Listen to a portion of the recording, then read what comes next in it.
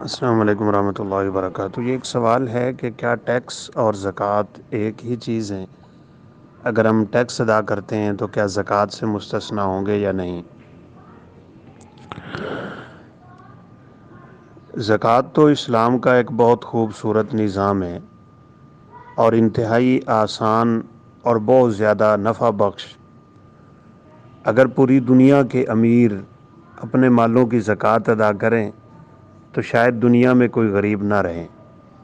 سیدنا عمر بن عبدالعزیز رحمہ اللہ کے دور میں زکوٰۃ اس قدر شوق ذوق سے ادا ہوتی تھی کہ زکوٰۃ لینے والا کوئی رہ ہی نہیں گیا تھا۔ سال میں ایک دفعہ 2.5% زکوٰۃ ہے، اور ہم سب جانتے ہیں ٹیکس کا زکوٰۃ سے کیا تعلق ہے۔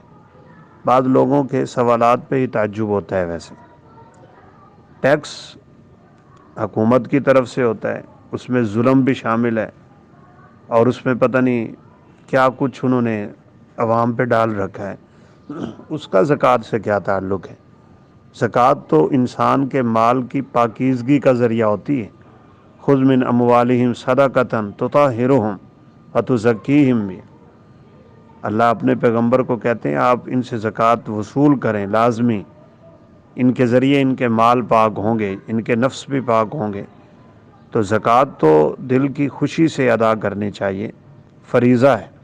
منکرین زکوٰۃ سے سیدنا ابوبکر صدیق رضی اللہ تعالیٰ عنہ نے قتال کیا تھا، جنگیں ہوئی تھی۔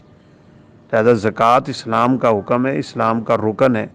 نماز کے بعد بڑا رکن زکوٰۃ ہے، اس کا ٹیکس سے کوئی تعلق نہیں ہے۔